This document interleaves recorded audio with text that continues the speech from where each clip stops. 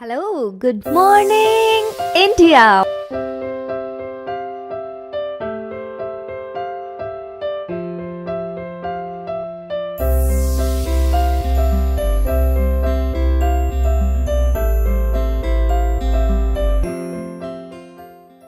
Monday to Friday. Back to back classes live from studio. आज ही subscribe करें Wifi Study 2.0 channel को।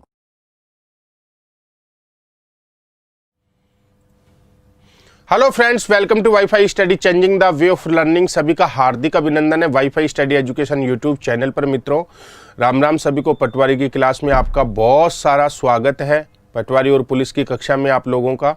और भारत का भूगोल एक ऐसा पार्ट है जो हर एग्जाम में काम आएगा आपके, चाहे वो रीट हो, चाहे सेकंड ग्रेड दो, चाहे फर्स्ट ग्रेड दो, चाहे आप कोई सा भी एग्जाम दो, ठीक है ना।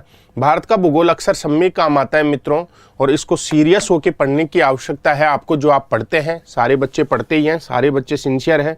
एक दो अपवाद भी होते हैं, तो अपवादों को अपन को काउंटर नहीं करना, बहुमत अपन को देखना होता है, ठीक है ना। और देखो, एक बहुत अच्छा प्लेटफॉर्म है आप लोगों के लिए, कहीं आपको जाना नहीं पड़ता, आराम से घर बैठ के पढ़ सकते हैं आराम से, है ना।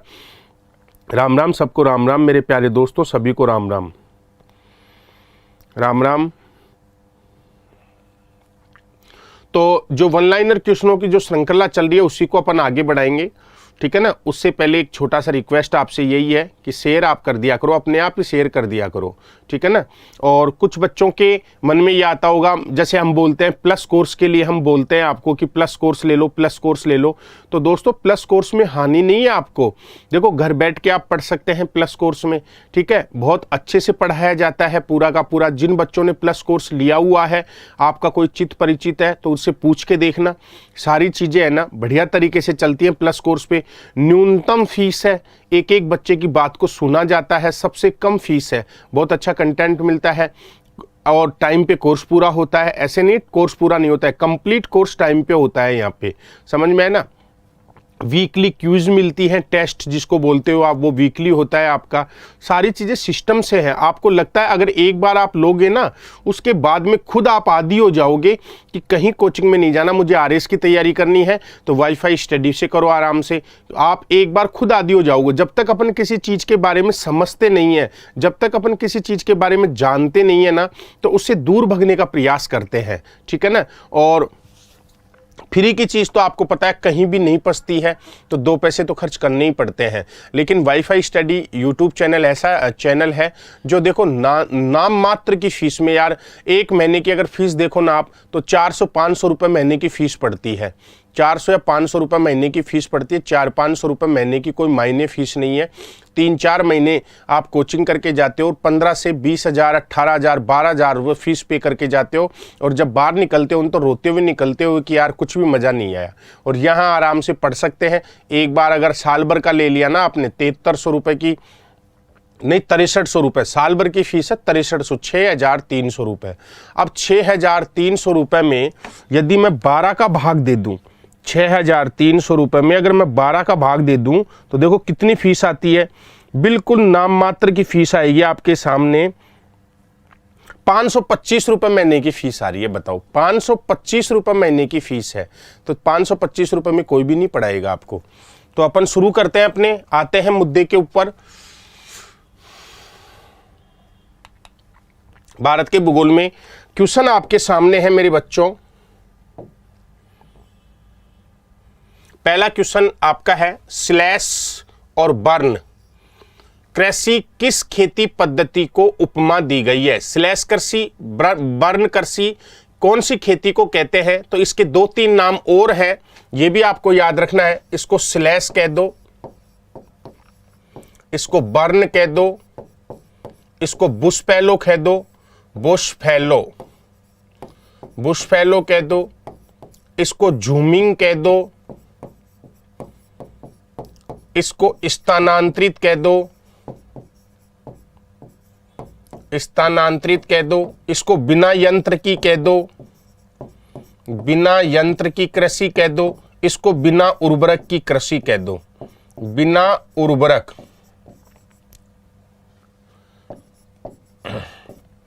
बिना उर्वरक की खेती कह दो, ये सब नाम एक ही है।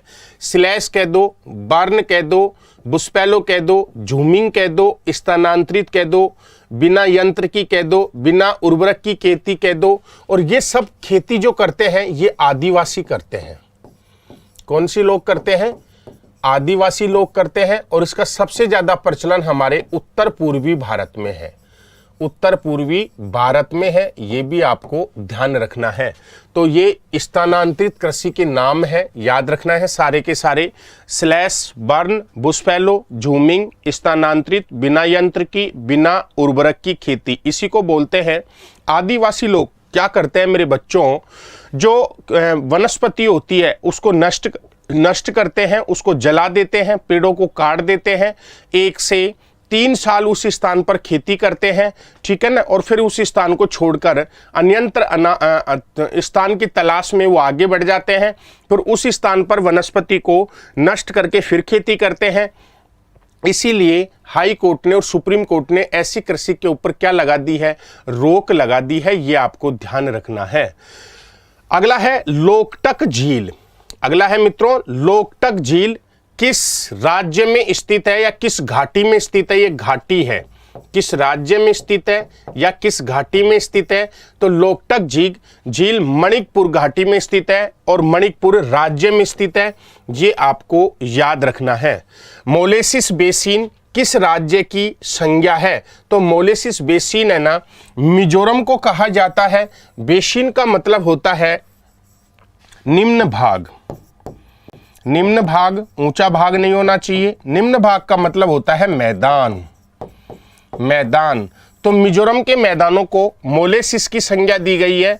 मोलेसिस एक फूल का नाम है, फूल का नाम है, यह आपको याद रखना है, फूल का नाम है। तो मोलेसिस फूल के कारण मिजोरम राज्य को मोलेसिस बेसिन की संज्ञा दी गई है, यह आपको याद रखना है।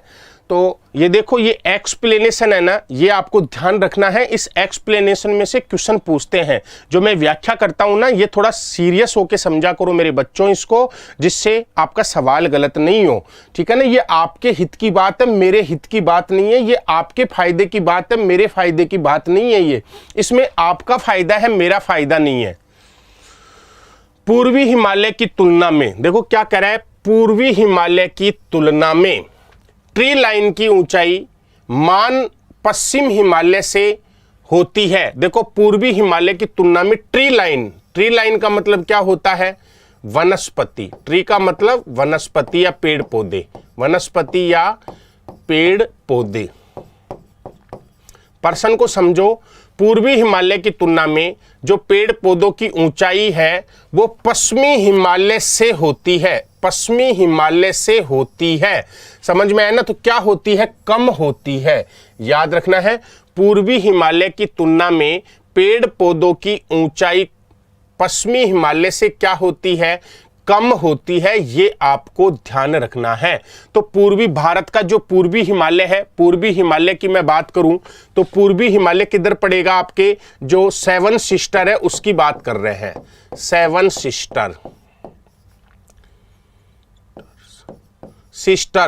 सिस्टर्स हैं उसकी बात कर रहा हूं, ठीक है। तो पूर्वी हिमालय की तुलना में पश्चिमी हिमालय में जो पेड़ों की ऊंचाई है वो क्या होती है? कम होती है। पूर्वी हिमालय में पेड़ पौधों की ऊंचाई क्या होती है? ज्यादा होती है। ऊंचाई क्या होती है? ज्यादा होती है। यह आपको ध्यान रखना है। हिमालय का सबसे बड़ा ग्लेशियर कौन सा है? तो याद रखना, हिमालय का जो सबसे बड़ा जो ग्लेशियर है वो ससाईमी ग्लेशियर है। ससाईमी ग्लेशियर, ये हिमालय का सबसे बड़ा ग्लेशियर, जिसको क्या बोलते हैं अपन? हिमनद बोलते हैं। हिमनद, इसका क्षेत्रफल ज्यादा है। ससाई का क्षेत्रफल क्या है? क्षेत्रफल क्या है? ज्यादा है। यह आपको ध्यान रखना है। तो याद रखना, हिमालय का सबसे बड़ा ग्लेशियर कौन सा है? ससाईमा ग्लेशियर है। ससाईमा ग्लेशियर ये क्षेत्रफल की दृष्टि से सबसे बड़ा है। और यदि ऊंचा पूछे, हिमालय का सबसे ऊंचा ग्लेशियर पूछे आपसे, तो सियाचिन है। कौन सा ग्लेशियर है? सियाचिन ग्लेशियर है, ये आपको ध्यान रखना है, ठीक है ना। तो हिमालय का सबसे बड़ा ग्लेशियर, क्षेत्रफल की दृष्टि से सबसे बड़ा ग्लेशियर कौन सा है? ससाइमी ग्लेशियर है, ये आपको ध्यान रखना है, इसका क्षेत्रफल ज्यादा है। और सबसे ऊंचा ग्लेशियर पूछे तो सियाचिन ग्लेशियर भारत का सबसे ऊंचा ग्लेशियर है। पर्यटन स्थल मसूरी, नैनीताल, रानीखेत, अल्मोड़ा, ये कौन से हिमालय में है? तो ये आपके सारे मध्य हिमालय में है, जिनके बारे में अपन ने पीछे की क्लास में क्या की थी? चर्चा की थी।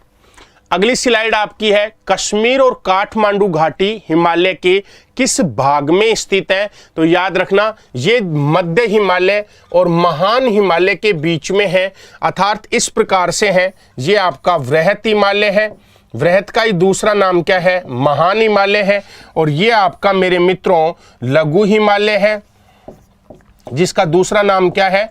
मध्य हिमालय है।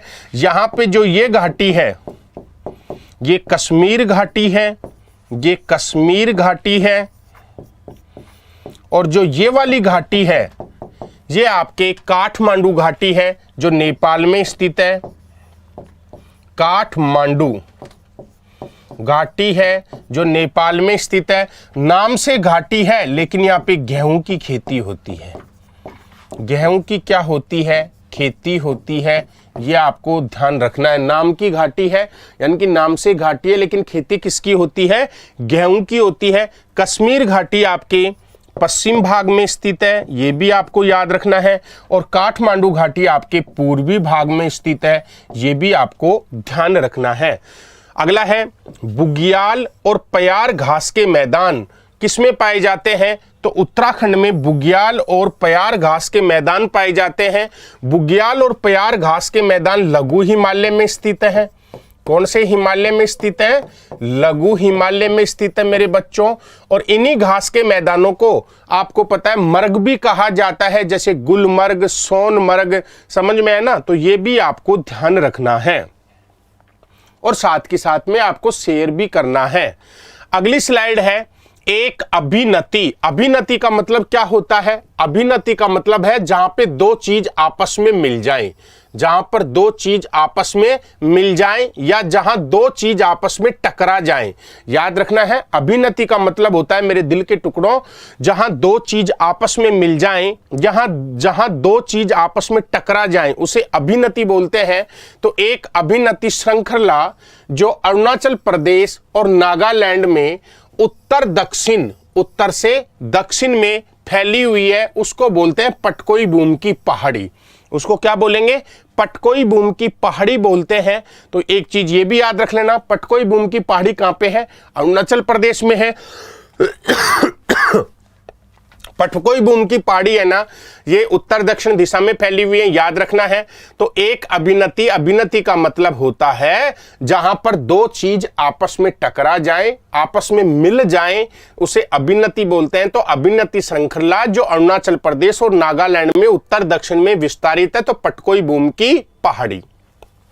अगला है, श्रीनगर को गिलगित से, श्रीनगर को गिलगित से जोड़ने वाला दर्रा बुर्जिला दर्रा है, यह आपको ध्यान रखना है, जिसकी अपन ने चर्चा करी थी बुर्जिला दर्रा की। तो परीक्षा में पूछे कि श्रीनगर को गिलगित से कौन सा दर्रा जोड़ता है, तो श्रीनगर को गिलगित से जो दर्रा जोड़ता है वो बुर्जिला दर्रा है, यह आपको याद रखना है। जवार सुरंग, जवार सुरंग जो नेशनल हाईवे 1A पर स्थित है, 1 पर स्थित है, याद रखना। जवार सुरंग जो है आपके नेशनल हाईवे 1A पर स्थित है, और ये किस दर्रे पर स्थित है? बनिहाल दर्रे पर। किस पे बनाई गई है? ये बनिहाल दर्रे पर बनाई गई है, ये भी आपको याद रखना है, जिसके बारे में अपन ने चर्चा करी थी, जवार सुरंग। तो राष्ट्रीय राजमार्ग भी याद रखना, राष्ट्रीय राजमार्ग है 1A,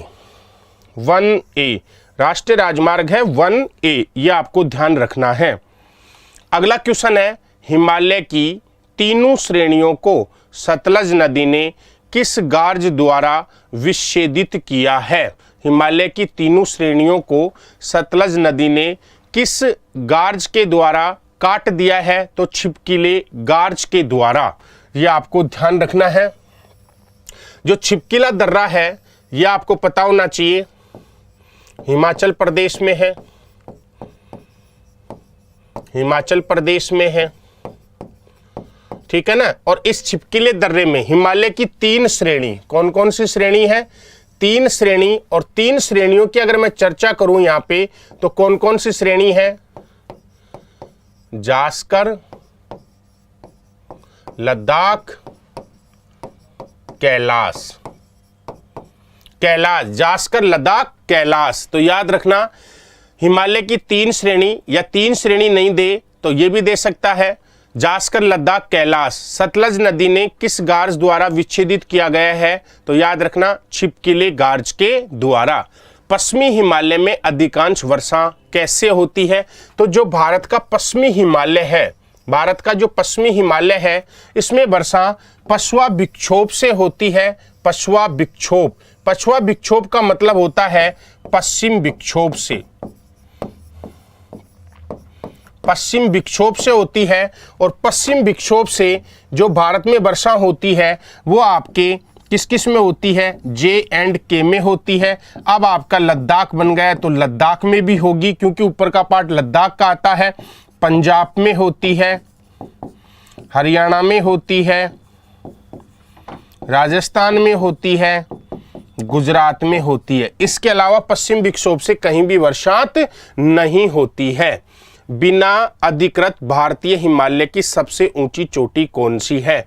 बिना अधिकृत, बिना अधिकृत का मतलब है कि यहां पर किसी का कोई कब्जा नहीं, कोई कब्जा नहीं, यहां पे किसी का कोई अधिकार नहीं, कोई अधिकार नहीं। तो कोई अधिकार किस पर नहीं है? कंचनजंगा पर किसी का कोई राइट नहीं है। यह हमारे सिक्किम राज्य में है जो सबसे ऊंची चोटी है। चलते हैं अगले स्लाइड की ओर। जम्मू कश्मीर मार्ग किस दर्रे से गुजरता है? जो J&K का मार्ग है वो बनिहाल दर्रे से गुजरता है, यह आपको ध्यान रखना है। जिस पर जवाहर टनल बनी हुई है, यह आपको ध्यान रखना है। लेह को कुल्लू मनाली और केलांग से जोड़ने वाला दर्रा कौन सा है? लेह लद्दाख जो है उसको कुल्लू मनाली और केलांग से जोड़ने वाला दर्रा कौन सा है? बड़ा लापचा दर्रा। याद रखना है, बड़ा लापचा दर्रा हिमाचल प्रदेश, ये भी आपको ध्यान रखना है। समझ में आए ना?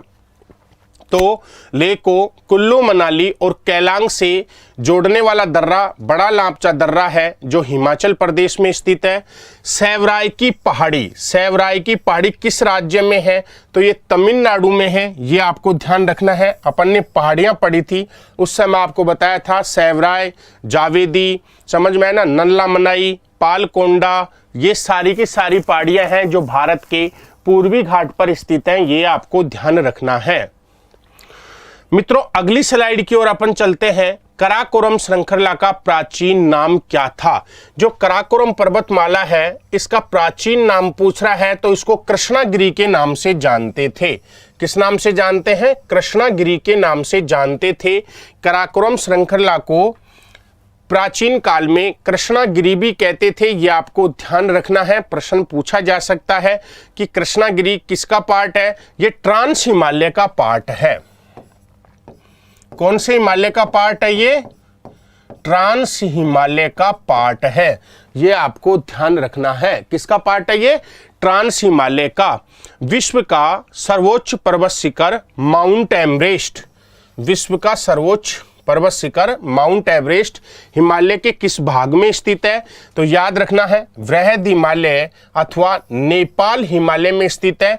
वृहद हिमालय में मैंने बताया था कि हिमालय की सबसे ऊंची चोटियां इसी में हैं।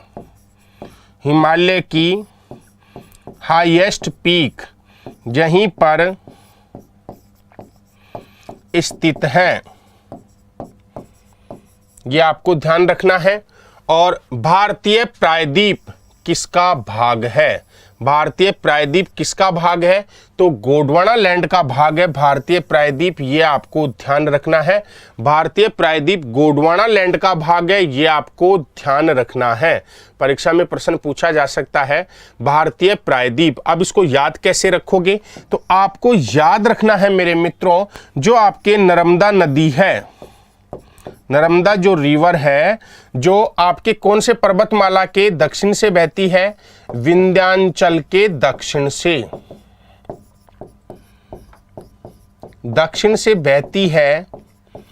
इस नर्मदा के साउथ वाला जो पार्ट है, ये आपके गोंडवाना लैंड का भाग है, और इसके उत्तर का जो पार्ट है, अरावली को छोड़ दो, हिमालय की चर्चा करें तो अंगारा लैंड का पार्ट है, ये आपको ध्यान रखना है।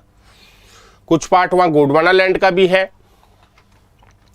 कुल्लू एवं लाहौल स्पीति घाटी को जोड़ने वाला दर्रा कौन सा है? कुल्लू और लाहौल स्पीति घाटी, लाहौल, लाहौल पूरा नाम है लाहौल स्पीति घाटी को जोड़ने वाला दर्रा आपका देपसा और रोहितांग दर्रा है। कौन सा दर्रा है? देपसा और रोहितांग दर्रा। तो ये दोनों कहां पे हैं? हिमाचल में, हिमाचल में है, ये आपको ध्यान रखना है।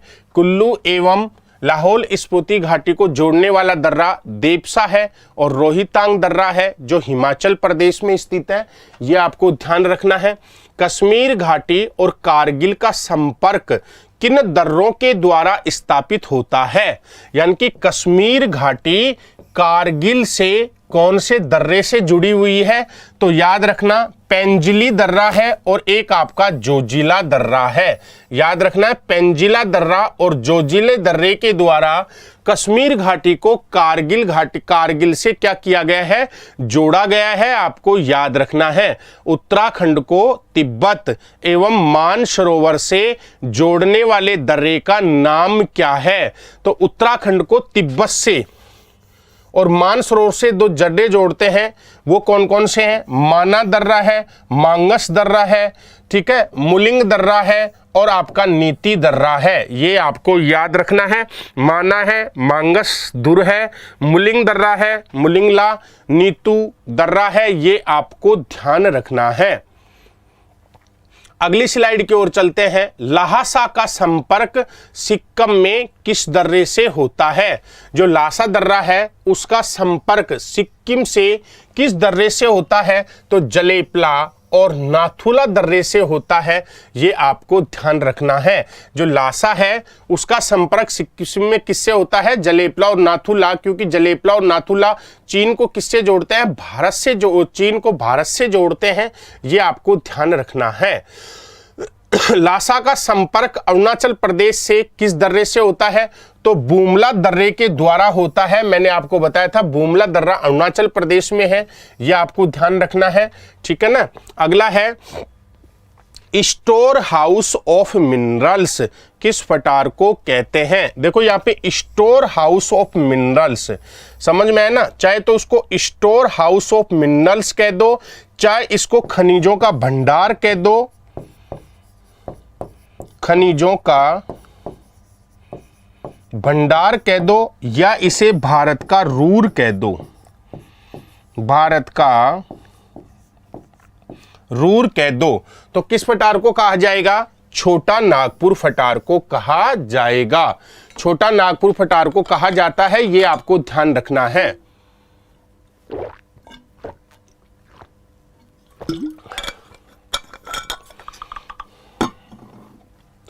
तो छोटा नागपुर पठार को क्यों कहा जाता है? क्योंकि मेरे मित्रों यहां पे सबसे ज्यादा कौन से खनिज पाए जाते हैं? धात्विक खनिज पाए जाते हैं। और बेसिकली जो रूर है वो कहां पे है? जर्मनी में है, और यहां भी सबसे ज्यादा धात्विक खनिज पाए जाते हैं, ये आपको ध्यान रखना है। तो भारत का जो रूर कहते हैं, खनिजों का जो भंडार कहते हैं, स्टोर हाउस ऑफ मिनरल्स कहते हैं, वो छोटा नागपुर फटार को कहा जाता है। चलते हैं अगले स्लाइड की ओर। भारत में भ्रंश घाटी में प्रभावित होने वाली मुख्य नदियां कौन सी हैं? तो अपन ने चर्चा करी थी। भारत में नर्मदा नदी जो है ये सतपुड़ा और विंध्याचल पर्वतमाला के बीच से बहती है, यानी कि सतपुड़ा प्लस विंध्याचल पर्वतमाला के बीच से बहती है नर्मदा नदी। और ताप्ती नदी जो आपकी है ये आपको याद रखना है मेरे मित्रों, ये आपके कौन से पर्वत, सतपुड़ा पर्वत के साउथ से बहती है। और एक आपके दामोदर नदी है, समझ में आया ना, ये आपको ध्यान रखना है। भारत में गली अथवा खंड अपर्दन में सर्वाधिक प्रभावित क्षेत्र कौन सा है? तो भारत में गली अथवा खंड। अब भारत में गली अथवा खंड का मतलब है कि अवनालिका, अवनालिका, अवनालिका अपर्दन। अवनालिका अपर्दन के लिए जो नदी विख्यात है वो चंबल है, और जो प्लेटू है वो कौन सा है? मालवा प्लेटू, मालवा फटार। तो मैंने बताया था मालवा फटार का विस्तार ही हमारे विस्तार कहाँ है? इसका विस्तार है राजस्थान के दक्षिणी पूर्वी भाग में, और इसको क्या बोलते हैं हमारे यहाँ पे? हाड़ौती, हाड़ौती का फटार बोलते हैं। राजस्थान में क्या बोलते हैं इसको? हाड़ौती का फटार। तो याद रखना है गली अथवा खड्ड, समझ में है ना। और अवनालिका भी बोलते हैं इसको, अवनालिका, या इसको मैं ये बोल दूं बैड लैंड टोपोग्राफी।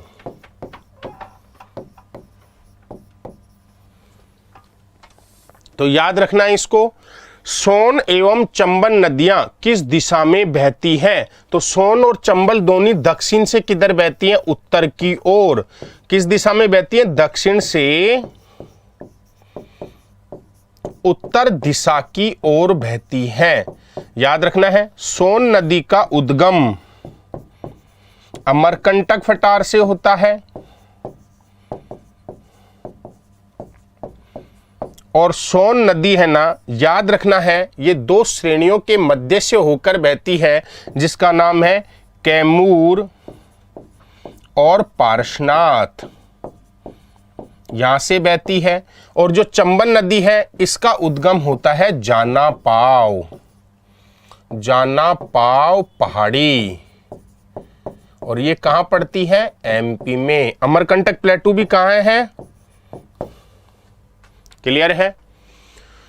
अगली अगर मैं बात करूं आपके सामने, तो भारतीय प्रायद्वीप का उत्तर पूर्वी सीमा, भारतीय प्रायद्वीप की उत्तर पूर्वी सीमा कौन सी पहाड़ी बनाती है? मेघालय की पहाड़ियां देखो, प्रायद्वीपीय भारत का उत्तर पूर्वी सीमा पर कौन सी पहाड़ियां अवस्थित है? मेघालय की पहाड़ियां स्थित है।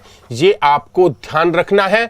मेघालय में इसको बोलेंगे मेघालय पठार बोल दो, चाहे इसको शिलोंग फटार बोल दो। और यहां पे जो पहाड़ियां कौन कौन सी हैं?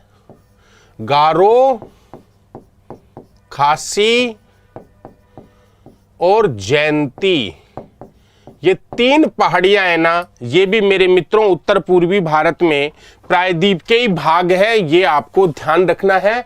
और ये किसके द्वारा अलग हुई है? ये प्रायद्वीपीय भारत से किसके द्वारा अलग हो गई? मालदा भ्रंश के द्वारा। मालदा भ्रंश से ये क्या हो गई? पृथक हो गई है। मालदा भ्रंश से क्या हो गई? पृथक हो गई है। तो आपको ध्यान रखना है।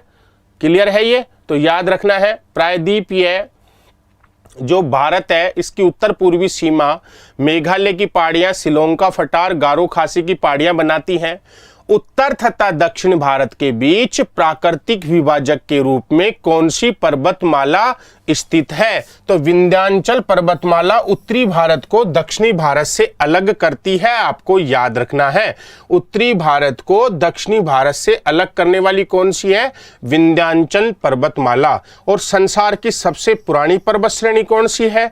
अरावली पर्वतमाला। संसार की सबसे पुरानी कौन सी है? अरावली पर्वतमाला संसार की सबसे पुरानी पर्वतमाला है, ये आपको ध्यान रखना है। तो उम्मीद करता हूं कि ये सेशन आपको पसंद पसंद आया होगा मेरा, ठीक है ना। तो बच्चे क्लास को लाइक करें और प्लस कोर्स ज्वाइन करो तो वाईफाई आरपीएससी कोड लगाओ और आज ही प्लस कोर्स ज्वाइन कर लो। आनंद के साथ में स्टडी करो। आपका दिन शुभ रहे।